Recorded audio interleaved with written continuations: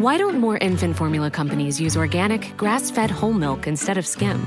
Why don't more infant formula companies use the latest breast milk science?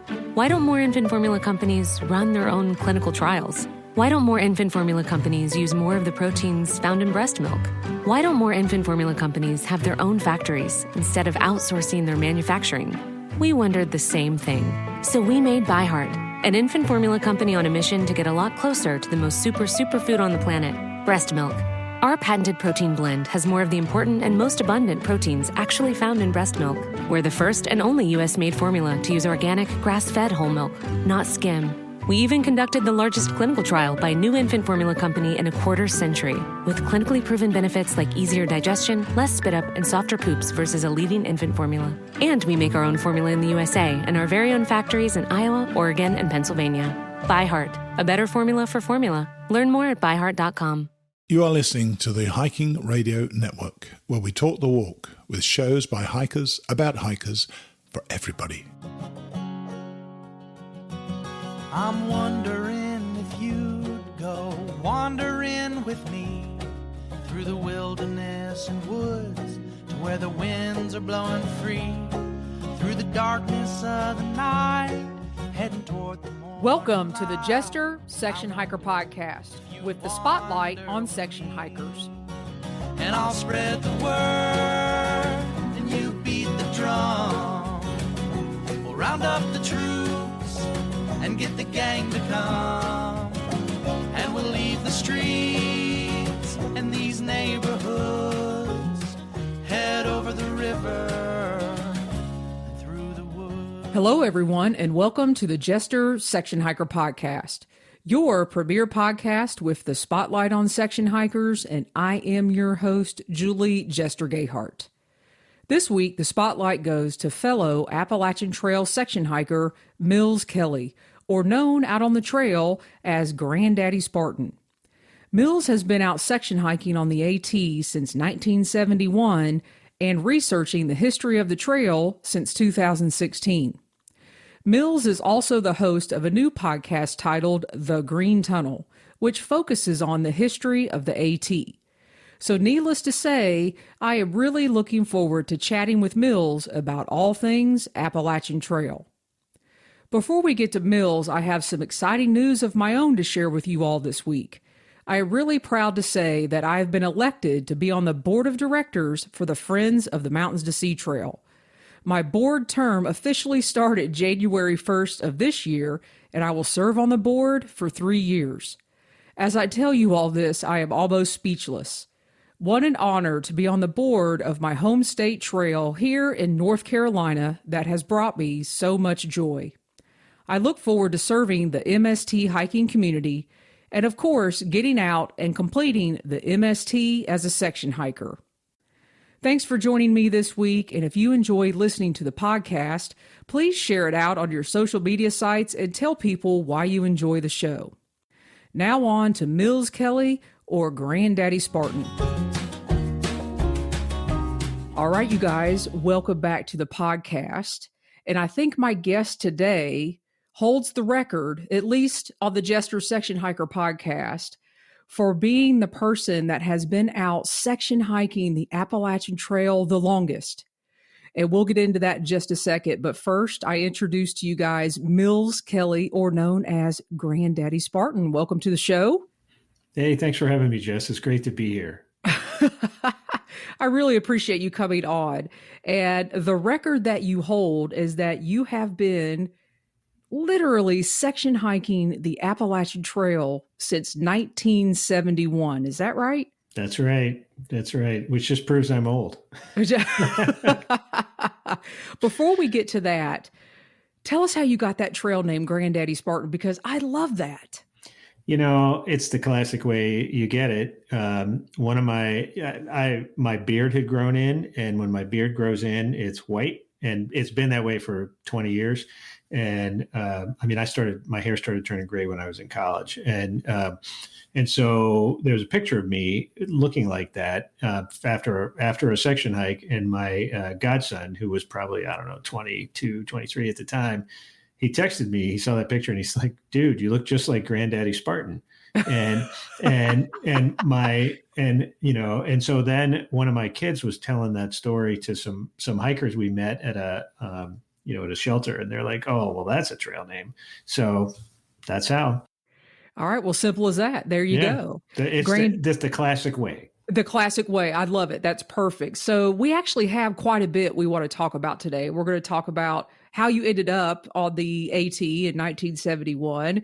I've got some questions about what you've seen over the last 50 years happen and changes on the Appalachian Trail. And then we're going to get into the Green Tunnel podcast, which you are the host of, which is absolutely fabulous. But let's go back. It started in 1971. So tell us how you got on the trail. So in 1971, I was living in Northern Virginia in the DC suburbs, and I was a Boy Scout. And so the Shenandoah National Park was an hour and a half away. And in those days, we had kind of a rotating cast of characters as scoutmasters. There was a lot of military guys, mostly World War II vets. And most of them, their kids had grown up and they were doing it just to sort of reconnect with young people. And so our scoutmaster, when I joined the troop, was a guy, I don't know his first name. He was just Mr. Ballard. And Mr. Ballard had fought his way across the Pacific in World War II. Wow. And so he took us backpacking on this trail that he told us was called the Appalachian Trail in Shenandoah National Park. He didn't explain to us that it went further south than Shenandoah or further north. It was just that trail in Shenandoah National Park that we went hiking on. And we were a backpacking troop. I mean, that's what we did primarily, because these military guys are all like, oh yeah, put your backpack on. And our, I laugh about it today because I think in my entire time in Boy Scouts, we missed one hike, and that was because of weather. And that was just, we had an ice storm. And so nobody could go anywhere. But if it was cold, they told us just to pack more warm clothes. And if it was, and if it was really hot, make sure you're wearing shorts. I mean, the weather never stopped these guys because they were all, World War II vets, and they thought we should be tough too. So I didn't know that the Appalachian Trail went further north or south until I guess about 1973, something like that, because Ed Garvey, who wrote the first book about a thru hike. He wasn't remotely the first thru hiker, but he wrote the first book about it. He lived in our neighborhood, and he lived goodness. He lived right around the corner from me, actually. And so he came to our scout meeting and did a slideshow about his hike on the AT. And I remember watching that show thinking, whoa, that trail starts in Georgia? And it goes all the way to Maine. I had no idea. That was just a trail that we went hiking on, and it was called the Appalachian Trail. So it was only when Ed Garvey came and spoke to us that I realized it was, a 2,000-mile long trail. That is awesome. And you guys, just for your knowledge, you heard this in the intro, but Mills is a historian. So I am already sucked in as you are telling these stories, because I feel like I'm right there with you at the moment. So as we go through, the history that you'll probably bring as we're going along is going to be great. So did that, going on those trips, meeting Ed Garvey, was there a time that you didn't go section hiking, or did that fuel you to kind of get out on the Appalachian Trail and learn more about the southern states, the northern states? How did it transpire from there? Yeah, it's a great question because all the way through high school, I continued hiking. And I had to laugh about this not long ago. It's a decade ago now. When my parents died, I was going through all their stuff and, cleaning out their house. And I found my mother, for some reason, had saved my college application essays. And in my college application essay, I said that when I graduate from college, I want to thru hike the Appalachian Trail because I want to do something really impossible. And so I had this idea that that's what I was going to do, the same way so many people have that idea. But in the 1970s, not that many people had that idea. No, that's unique. Yeah, that was very unique. It was very unusual anyway. And so I had a good laugh about that. And then I went to college in Charlottesville. So one of my roommates, my best friend, he was a backpacker too. So he and I did a lot of backpacking, and we actually that was in the days when all the shelters were closed in Shenandoah National Park. And they were closed for, I don't know, 10, 12 years. And it was too much partying in the shelters. And, and so the Park Service closed it down, that really stopped the partying. But I'm sure. So, it was hippie times. And so anyway, you weren't allowed to camp in the shelters except like in a thunderstorm or an ice storm or something like that. And he and I just thought we'd blow past that, and it was raining, so we were camped in a shelter, and Ranger came and kicked us out.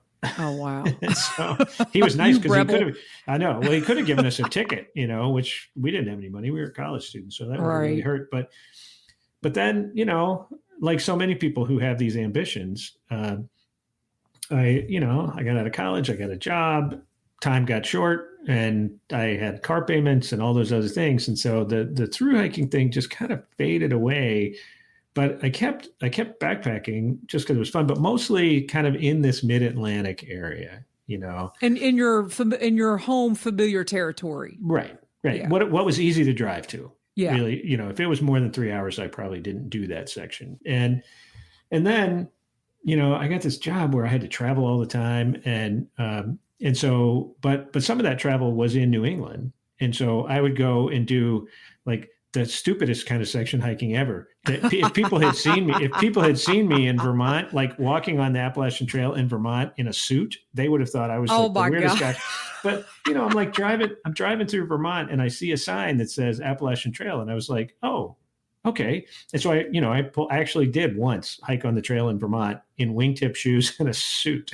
Oh my God, I love it. I know. I still look back at that and say, I'm glad nobody took a picture. But I walked like a mile from the trailhead and then turned around and came back. But, anytime I would see a sign for the trail, I would always pull over and get out and hike a little bit. Only once in a suit, but oh my God, I do the same thing. Every time I drive I'm here in Charlotte, North Carolina, and I drive north on 77 to go home to Ohio, and I stop over in Bland every time. Up on the highway there over 77. I have to take my picture. And I'm glad I'm not the only one now, but you're more crazy than me because you went out on a suit. So I'm going to take it. And I'm going to have to send you a map, because the next time you drive up through Fancy Gap, you're going to have to stop and pull over and walk on the original route of the AT in that part of the state. Okay. See, you shouldn't do these things to me because I'm going to do it. Yes, please. Yes. Yes. I love that. So at any point in time, did you say, okay, this through hiking thing, I have a career, I'm doing this, life is doing. When did you decide, because you also call yourself a lifetime Appalachian Trail section hiker. So when did you decide this is a lifetime thing? I think it was when I had kids. And so we lived, I lived a long way from the trail for a while. We lived in Iowa, we lived in Texas. And, Lubbock, Texas is a long way from the Appalachian Trail. Yeah. And then I got a job back here in Northern Virginia and moved back. And, my boys were 4 and 2. And I'd already started taking them hiking in Texas, which was not so easy because most of the land is fenced in that part of the state. But we had to drive 100 miles just to get to the nearest state park. And but we moved back here, and I bet we've been back here 2 weeks, and I took them up to Shenandoah and took them for their first hike on the AT. It was awesome. It was from from a parking lot to a picnic ground and back. So they probably did a total of a quarter mile, but my youngest was 2. Yeah. So, hey, you got to see those white blazes. That's right. And that's when I was seeing those. And I remember saying to my children, like, this is the famous Appalachian Trail. And they're like, yeah, Dad, that's great. When do we eat? Yeah. Because they were 4 and 2. But we kept hiking, and it was having them that really, and really wanting to make sure that they had the same kind of love of nature and the love of hiking that I had, that made such a big difference. And both of them have hiked hundreds of miles on the AT as well. And that's got to make you feel good. Yeah, it makes me feel great. And I can remember with my youngest, he's almost 23. He's 22. I can remember when he was about 16, realizing that he was walking slow on purpose so that I could keep up. That's when you know that age is catching up with you, right? But so they really inspired me to get back into hiking more than I had been. And then they got to be teenagers and they started developing their own lives and their own interests. And that's really when my section hiking started taking off again. And, and I got maps out and I started color coding, like, where have you already hiked? And so therefore, where else should you be hiking? And so over the last, I don't know, 8-9 years, I've strung together 500 miles. And so now, of course, that if you have the goal of section hiking the whole trail, then going to the places close by doesn't work for you anymore, because now you feel like you have to, you've already color coded that, so you have to go and highlight another section. So and my sections just get further and further away from me. You say color coded that, but I do the same thing. I'm like, oh, I've already hiked that section. It's almost like it doesn't count anymore if you're like back out there. Right. And you don't want to repeat miles. Right. Exactly. That is so funny. So how many total? So you've done 500 total miles? Well, I have a continuous section of just a little over 500. Awesome. And from Dragon's Tooth to somewhere in Pennsylvania, and that whole long stretch. And then I've done a good bit of the trail in Georgia and a fair amount around Asheville and sections in Vermont and other parts, and like the Delaware Water Gap area, And so now, since I don't have as much time for hiking, at least for a few more years until I retire, I'm picking the parts that I really want to do. Yeah. Which, that's the way to do it. Yeah. Except that it means then eventually I'll be left with the parts I don't really want to do. The parts that you have to do to complete the line. Exactly. So is that the overall goal? I'd like to hike the whole thing, in part because, I've spent the last 6 years researching the history of the trail. And so I feel like I know the whole thing. I just haven't been there. Yeah. Yeah. So let's get into this, some just overall changes you may have seen. And, I wrote down changes in terrain, different hikers, gear, and history. And you could touch on those if you want to, but really in your mind, can you formulate changes that you've seen since the 70s? When you wrote me that question, I thought about it, and I realized I can point to two really specific changes in the natural landscape. The first is the trail is so much quieter, and which is bad, because the noise was birds, and there's so many fewer birds in the mountains than there used to be. That is profound when you say that, because I didn't know where you were going with that when you said the trail is so much quieter. Yeah, it's just so much quieter. I mean, I can remember, 40, 50 years ago, the birds were so loud at night. And then first thing in the morning, I wanted to sleep in and the whippoorwills, man. Well, I mean, the whippoorwills are always loud, but just, really, I'm thinking songbirds, and you still first thing in the morning, they're the birds that sort of pipe you awake a little bit. But it was instead of, 10 or 12 birds in your general vicinity, it was like 40 or 50. I mean, it was just loud, and that's not the case anymore. And it just seems so much quieter, and that's not a good thing. And then the other thing is, here in the mid-Atlantic anyway, the spruce trees are mostly gone. And they've like in Shenandoah, they've cut most of them now because they died, and they couldn't survive the changing climate and the infestations, various pests, and some of those spruce trees were huge. And I know they're still like in the Smokies, and you get a little further south, you still see them, but. Well, the Smokies is having an infestation as well. Yeah. I mean, it's a real problem in the Smokies now. But Shenandoah National Park and in the mountains in central Virginia used to be heavy in spruce. And now it's unusual to see a big spruce tree anymore. And so, I can think of a couple of spruce groves that I know of, but mostly they seem to be gone. And so that's like negative changes, right? Yeah. The other change is, there's just a lot more people on the trail. And for me, okay, I like that for two reasons. One, I like meeting hikers. I like hikers. I'm a hiker. I enjoy the hiker culture, and I always have. And also, I mostly hike by myself.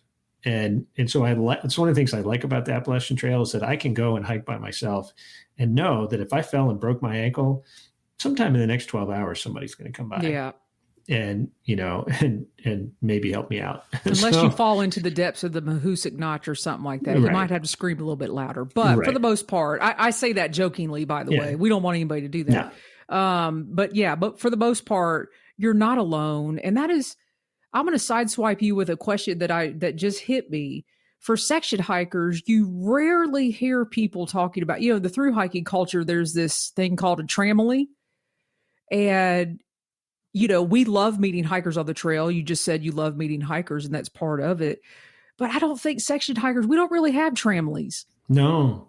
Sometimes we have, hiking buddies and, people like I know a couple guys who have been section hiking together. And I just run into them, from time to time. And because I used to volunteer in Shenandoah National Park. And so I would see these guys, I don't know, once a year or something like that. And they were just hiking buddies and, it looked like they were in their 30s, 40s. And they just went out hiking a lot. And so section hikers, we have that. But I think most section hikers are kind of loners. Yeah. Yeah, I think you're right. Yeah, because typically, I may go out with one or two of my different girlfriends or maybe like a brother-in-law, but for the most part, section hikers, we have to go when we can go. Right. And that may not necessarily be when your friend can go. Mm-hmm. Yep. So, I never really, I've thought about that, but another thing I've never discussed about that is we don't really formulate these tramlies that we could talk about. We don't travel in packs up the trail as far as section hikers go.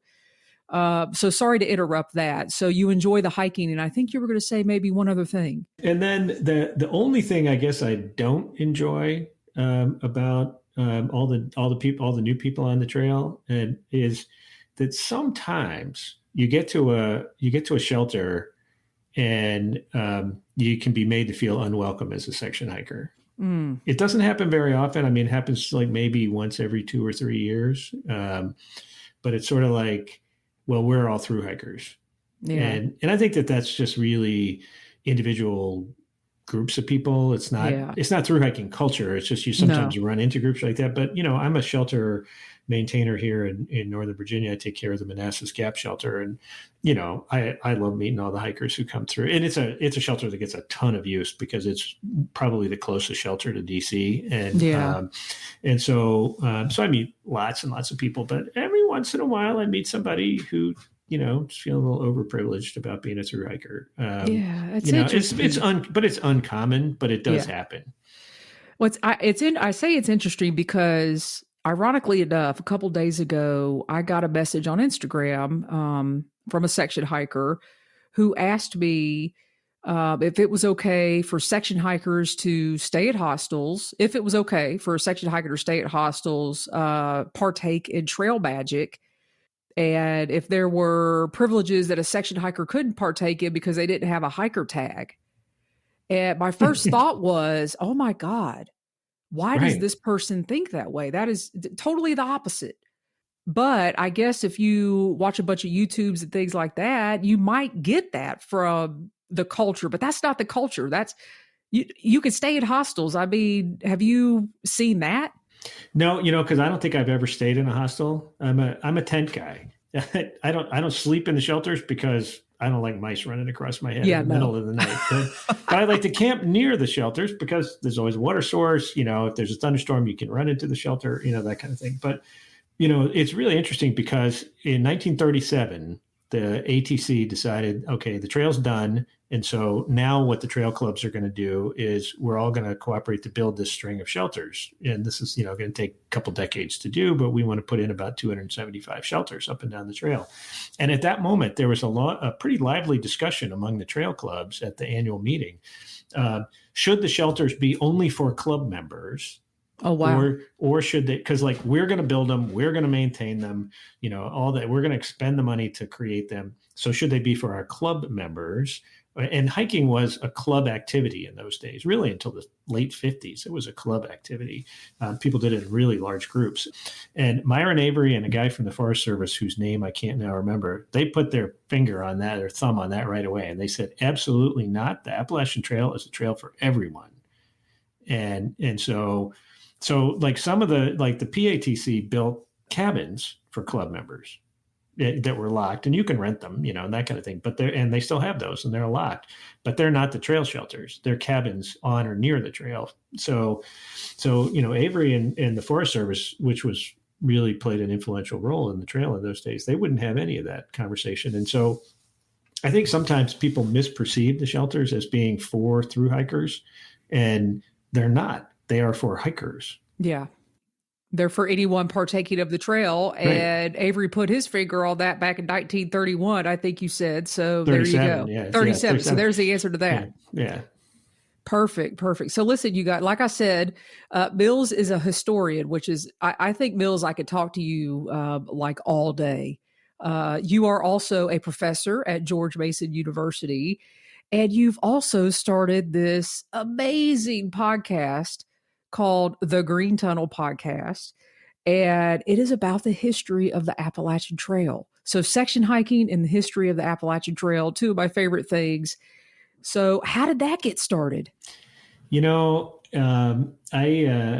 really interesting because I started teaching courses about the history of the trail 4 years ago, I guess. And my students were really into it. And some of them, and I always take them on a hike on the trail.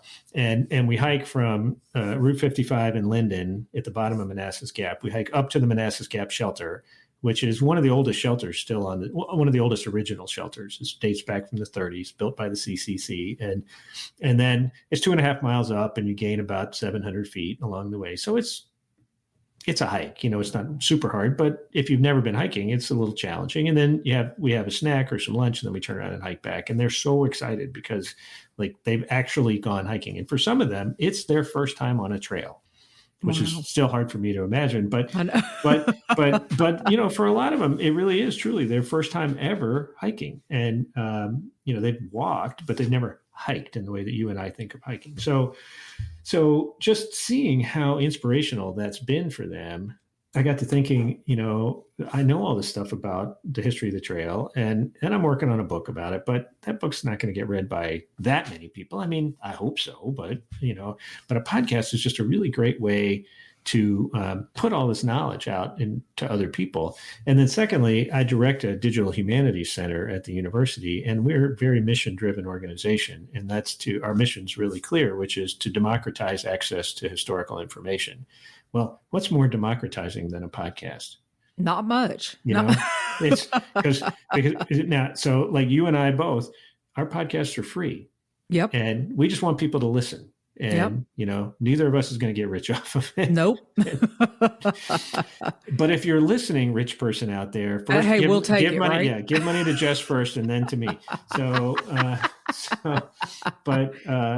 I'll split it with you. Okay. Okay. That's fair. Yeah. There you go. That's fair. So, but anyway, it is just a way of democratizing this knowledge, and that the archives of the Appalachian Trail are scattered among 34 different organizations. And, and some of them are just like in tubs of the basement of a club president or something like that. And some of them are in, kind of more formal archives. And so, but a lot of this stuff is really inaccessible unless you have the time and the motivation to go find it. And I've done that. And so I thought, well, a podcast is a great way to put that out there. And it's so good because it's so different from the interview style that I am doing with you here, you and I chatting. It's more narrative. And, there's music, and you're throwing in little bits and pieces of smaller interviews, and you are literally narrating the story of the episode. So talk about, did you always want to do a narrative style, or how did you come up with how you were going to formulate the podcast episodes? Yeah, we knew from the beginning that we wanted to do a narrative style of podcast because we wanted to tell stories. And, there's some pretty good podcasts out there that are interviews with historians, but I can't make it to the end of those shows. Like I'll start listening to an episode and I get about 15, 20 minutes in, and my interest starts to wane. And I'm a historian. And so, and so, and I realized that all the podcasts that I love, and I probably listened to just a couple of interview podcasts. Yours is one of them, but only a couple. And all the rest of the podcasts I listen to are storytelling. And my whole life I've been a storyteller, which is one of the reasons I got interested in being a historian. And so we just knew that this was how we wanted to do it. We wanted to tell people stories. Well, I thoroughly enjoy it. And this is no lie. I was thinking just today, this afternoon, as I was getting my mind prepared to chat with you, one of the number one things I always thought about when I was out section hiking the AT is, man, I wish there was a book or something out there that would tell me about the history of the land I was walking through. But there were no podcasts back then. I don't even think I had one of those little iPods at that point. So I am so thankful because I am just listening to your podcast, and it's taking me back and it's making me want to go to those areas. Like the most recent one there at US 60 there, I think in Virginia, the small little town with the mills, with the grist mill. I mean, phenomenal. Talk about that a little bit, the history of that. Yeah, so that's the Brown Mountain Creek community. Yes. And it's such an interesting community because they were freed slaves that founded that community. There was a plantation there. One of the things people forget about the Appalachian Mountains is that they were mostly logged off and farmland when the trail was being constructed. And so most of that forest that we hike through is new in the last 100 years. But so, they were a community of freed slaves who established themselves along Brown Mountain Creek in 1865. And what drew us to that particular story is that we found that the Natural Bridge Appalachian Trail Club, one of their members who had been a forest ranger in that section of the National Forest, he had interviewed the last surviving member of that community. And so there was this oral history with Taft Hughes, this man whose mother had been born enslaved. And so that was just kind of a fascinating hook to start with for us. And I'd hiked through that section, I don't know, 3 or 4 years ago, and had been kind of entranced by the beauty of the place and by all the, the remnants of that community. You could see how much work people had put into building stone, pig pens and, building a grist mill and all those things. And, so often we walk through the history of the Appalachian Mountains and we just blow past it without slowing down.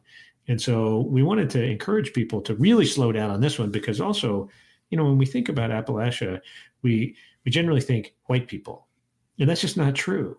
It's a very diverse place. It's not as diverse as other parts of the country, maybe, but there were black. There was a black community in Connecticut that the trail goes right through where their community was. And, they used to have a 4th of July celebration every year where the Caesar Brook campsite is. And, okay. And they shot fireworks, and they always put notices in the local papers that said something along the lines of, well-behaved white neighbors are encouraged to join us. This was, like in the 1870s and the 1880s. So anyway, but like, near where the Manassas Gap Shelter is, that section of the trail was also a black community. It was actually, people in Linden called it Little Africa. And so the farms that were all along there were black farmers who had been freed slaves. And so, so we hiked past all these old stack stone walls and remnants. I know, man, you're talking and I'm thinking about this, like, where the big Kefir oak is. You go past the oak and then you climb this hill and then you're on this ridge for a good while there in Virginia, and you're all these stone walls. And I've been up there a few times. Every time I, hike in that area, I'm like, who hauled these stones up here? Are these property boundaries? What are these for? Were there soldiers hiding behind these walls? And Mills, you have to go hiking with me because I just want you to talk behind me as we're walking. Deal. I'm serious. Yeah, we'll do it. You pick one of your favorite parts that and it sounds like a ton of history from Georgia to Maine, and I'm in. I'm really in because I would love it. I would absolutely love it. So you guys, you have got to go listen to the Green Tunnel podcast And Mills, this has been great. And I have a final question. You call yourself a lifetime Appalachian Trail section hiker. So are there any plans for completing the trail? I'd like to. I'd like to.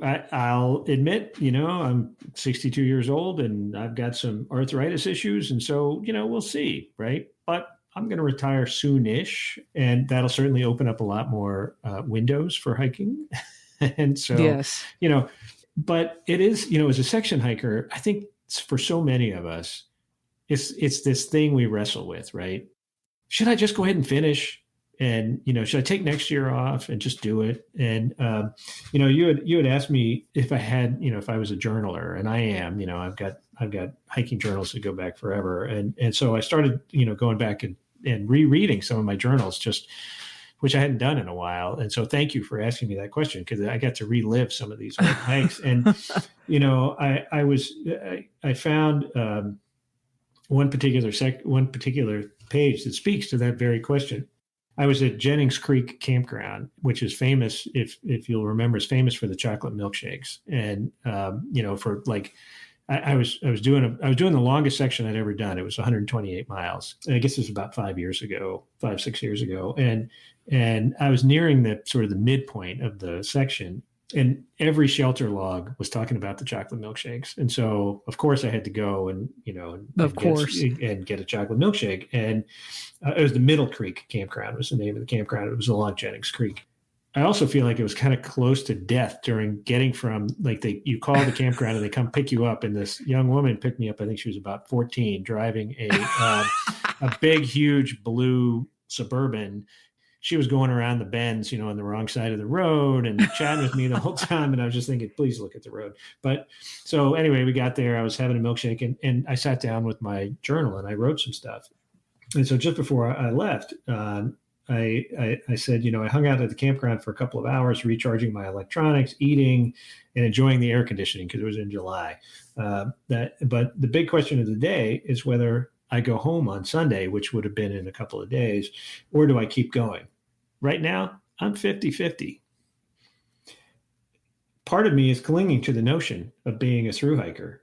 And the other part is saying, accept your limitations. Just be a regular long haul section hiker. But do sections of the AT, maybe do the long trail, maybe do the Northville Lake Placid Trail, et cetera, et cetera. And then I finished up with, like I wasn't sure what I was going to do. And I'll admit, I did go home on Sunday. I only stayed home for one day. And then I got back on the trail and I finished my section that I had planned to do. It just took one extra day. And as a section hiker, we have that option all the time. And because we didn't tell all our friends, well, I'm through hiking the Appalachian Trail. And so, we don't have to admit defeat in the same way, yeah. Right? which, is kind of bad because it's too easy if you're a section hiker, it's too easy to drive home. But it was funny. I went home because I had parked my car in the middle of my section, and one of my sons was going to pick me up at the north end of the section and drive me back to my car, and then I could drive home. So there was my car. I was going to walk right past it. So it was too easy to go home and then drive back and keep going. But as I was driving home, it occurred to me, I think I was just getting my hiker legs when I got in the car. Isn't it funny how you realize things when you're put in a convenient situation? Yeah. So anyway, it's, and I will say, I often, if I'm 4 or 5, maybe 6 days into a section hike, I start having these doubts about myself. Like, this is like, my back really hurts. And so, should I just stop? And because section hikers don't do 0 days. I know something's wrong with us. We have to take advantage of every day that we have out there and have off. Exactly. And that's just the way it is. Well, I will tell you, you know what? I'm not going to tell you this. I will say, when I finished the Appalachian Trail, I thought I was going to be done with the Appalachian Trail, Mills. It doesn't work that way. So if that gives you any consolation, if you finish, you're not going to be done with it. Well, yeah, I'm stuck with it. I mean, it's been a part It's just it's been a part of my life for 50 years. It's not if I took next year off and hiked the whole trail, it wouldn't stop being a part of my life. It's woven into every piece of my life.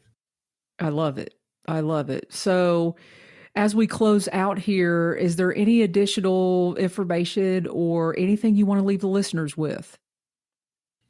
I would just say, I said it's woven into every piece of my life, but for me, it's not just being able to spend the time in nature doing these things that we love so much, but it gives me this time to really think about the world and to think about myself and to think about my place in the world that I just don't have when I'm walking around my neighborhood with my dog or something like that. And so for me, I think in some ways it's like a meditative experience. And so it's been so transformative for me all these years to be able to spend that time. And so I'm so thankful for all the people who created the trail, so many years ago, to give me that opportunity to just go out and walk. Awesome. And Mills, I appreciate you coming on. I'm going to hold you to that. You and I are going to go for a hike, and you're going to be my history teacher, because literally I want to take one of your classes so I can learn. It's kind of the way I feel right now. So thank you for coming on the show. I have a feeling you and I will connect again. Thanks so much for having me. I just so respect all the things that you're doing on the show. It's one of my favorite podcasts in the world. So thanks so much. It's a real honor for me to be on your show, Jess. All right. Thanks so much, Mills. Chat soon. I hope you all enjoyed my chat with Mills as much as I did. I love the history of the Appalachian Trail as much as I do hiking, if not more. Chatting with Mills reminded me of being out on the trail, hanging out with other hikers, and sharing stories. Be sure to check out the Green Tunnel podcast and tune in to hear the history as you walk along the famous Brown Path. As always, you can go to hikingradionetwork.com and click on the Jester Section Hiker Show to find all of today's show notes, pictures, and links mentioned in this episode.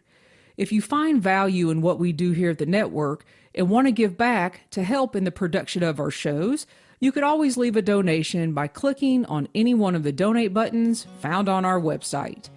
And be sure to leave us a note on why you enjoy our shows. Thanks for listening, everybody. Be safe out there and happy section hiking. I'm wondering if you'd go wandering with me through the wilderness and woods to where the winds are blowing free, through the darkness of the night, heading toward the morning light.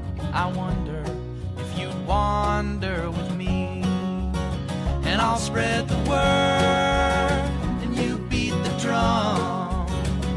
We'll round up the troops and get the gang to come, and we'll leave the streets and these neighborhoods, head over the river and through the woods.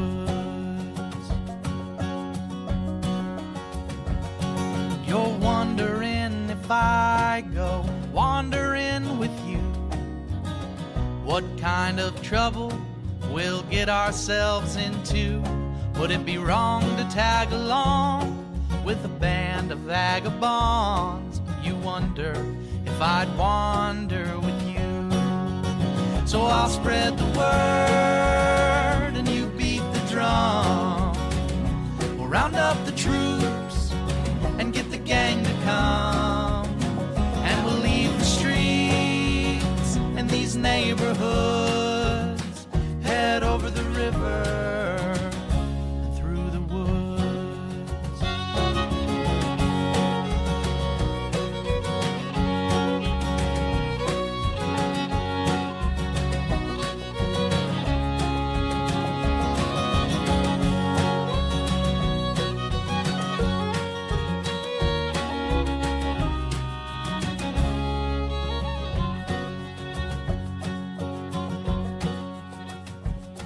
I'm wondering if you'd come wandering my way, if you ever get lost or if the trail leads you astray.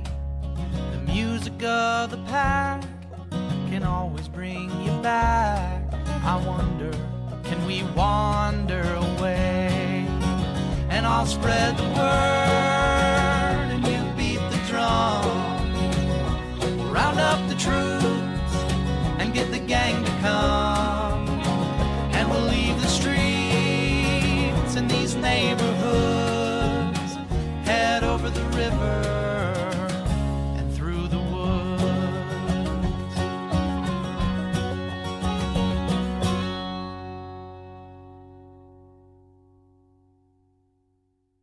Right now, new and current customers can get any phone for free at US Cellular, so you can connect with all your family members this holiday season. You can even call your aunt who always makes you talk to your cousin, who's a dog. Or, maybe just send her a festive text. Get the gift of connection at US Cellular. Get any phone free today. US Cellular, built for us. Terms apply. Visit uscellular.com for details. We value human connection with fewer distractions. US Cellular, built for us. Visit your US Cellular authorized agent, Cellular Advantage, located at 918 South Locust Street in Glenwood.